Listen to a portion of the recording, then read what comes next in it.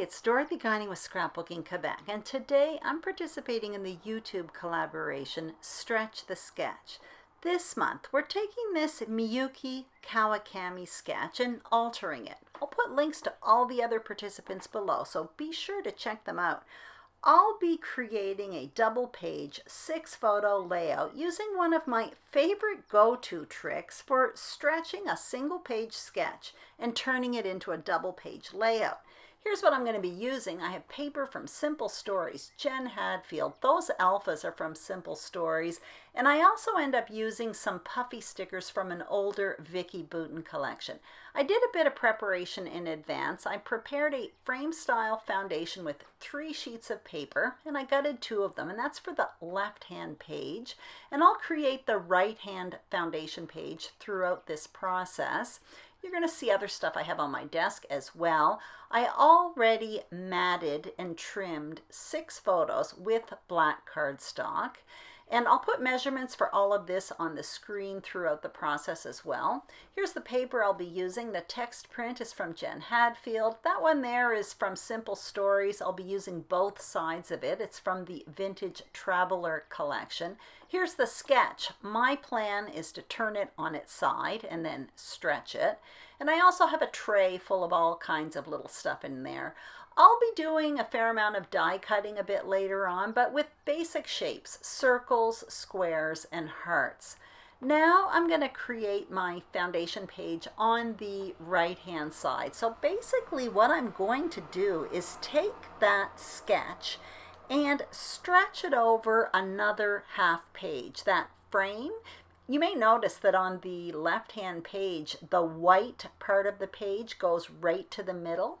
Well, what I'm going to do is stretch that frame, the white with a little bit of green that you see at the top and the bottom. That's going to go about halfway across the right page. And then I'm going to finish it off with a really large border, and that's going to be made up of 3 pieces of paper.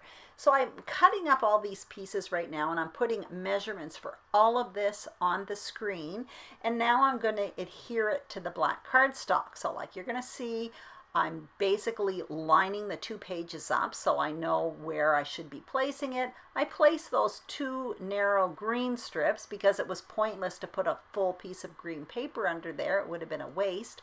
I adhered that white paper down.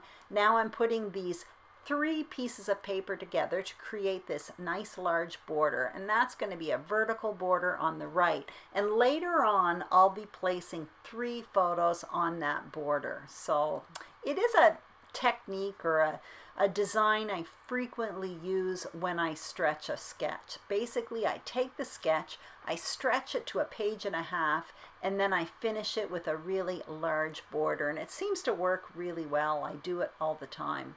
So now what I'm going to do is create that banner border that you see in the middle of the page. So I'm cutting down 2 pieces of paper. One of them I'm cutting at 4 inches wide and the other one 3.5 inches wide. I'm keeping these at 12 inches long, and I'll trim them a bit later on. But I need 2 shorter versions of that. That's going to be what stretches over onto the right-hand page. Obviously, I don't need it 12 inches long because it's going to be covered up with that vertical border.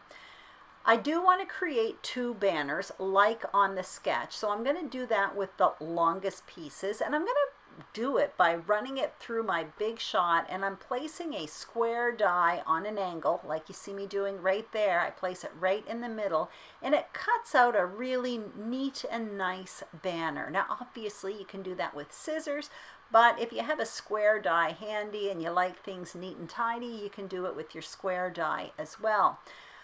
On the sketch, the banners are facing in opposite directions, but my plan is to have them both facing towards the left, because where it goes on the right-hand side of the page, the end of that border is going to be tucked underneath that vertical border. So I decided to keep both banners on the left.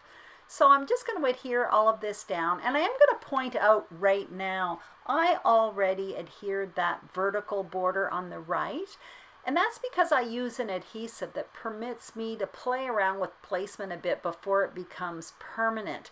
However, if you are following along and your adhesive becomes permanent immediately, you may want to hold off adhering the vertical border until you reach this step, because you're going to notice in a minute the pieces that I adhere on the right hand side, I tuck them under that border a bit. It's also worth mentioning as well, the measurements that I put on the screen are always a little bit bigger than what you see, because I often tuck things under, just like I did on that border. So now I'm placing my photos, 3 along the border and the other 3 across that banner border in the middle.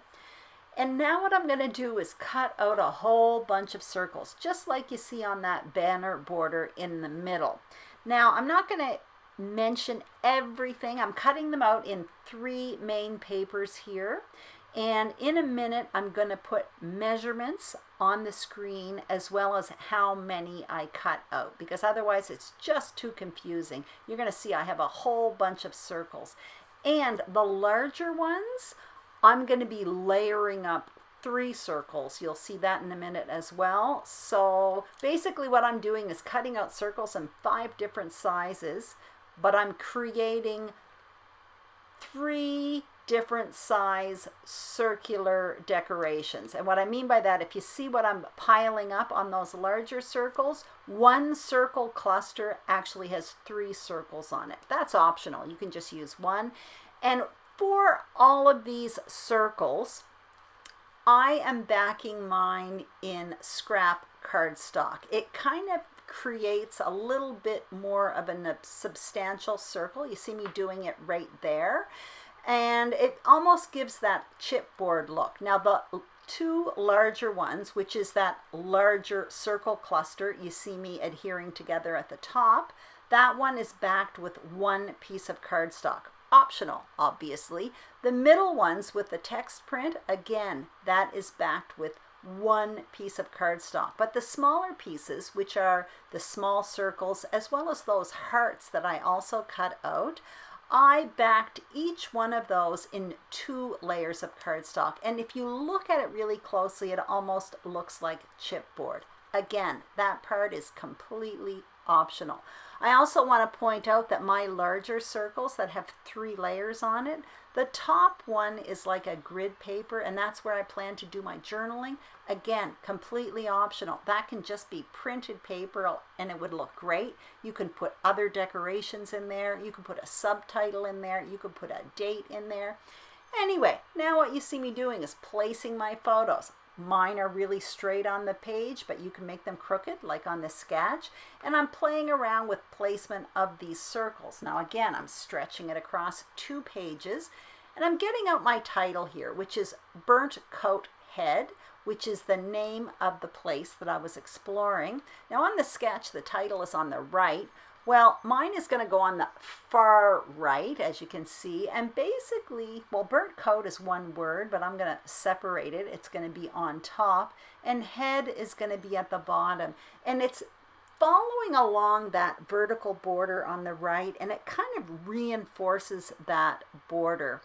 So I'm adhering all of this down. I sped this up because I already placed it, but I want to point out that the hearts, I am placing those on foam adhesive, and I placed 1 of the 3 small circles on with foam adhesive as well, but the other stuff is just flat to the page. Anyway, back to my title. I'm kind of reinforcing that vertical border on the right hand side, and if you look at this sketch, and you'll see it a little bit later on, almost on the left hand side it's kind of light, and then as the eye guides towards the right hand side of the page, it gets heavier and heavier. I almost consider the right page here kind of like my focal area of the layout, as opposed to a focal point photo. It's almost like a focal area because I have this large border. I have that title that reinforces the vertical border. I also have that cluster around that photo, and it just is, there's a lot happening there. But at the beginning, that means on the left hand page it's a lot lighter, so your eye kind of naturally, I think anyway, guides towards the right hand side of the page. As you can see, I stopped the camera while I was putting the title down. That was just because I was fooling around with it. Those are foam thickers and they're quite flexible. Anyway, looking at this, I get out these Vicky Boutin stickers, and I really want to add kind of a dark black hit on that left-hand page. So I put that camera there in that cluster towards the bottom left, and I like that. I wanted to create kind of a visual triangle from the top part of the title, the bottom part of the title, over onto the left-hand side of the page. And I'm also looking at some of these other pieces, and I end up going for these little expressions. They say like sightseeing and let's explore and I love this place or something like that. I played around with it a bit on the left, but as it turns out, I really liked the fact that everything was kind of heavier towards the right. So I ended up putting 2 of those word expressions on the top and 1 at the bottom, and that is it. So these are the still shots of my layout. I hope you enjoyed this video. If you did, please give it a thumbs up. Don't forget to subscribe to Scrapbooking Quebec if you haven't already. I would be absolutely thrilled. And make sure you check out to see what the other participants are doing for this Stretch the Sketch series. They are altering this sketch in all kinds of different ways, and their links are all listed below. Thank you so much for watching, and have a great day.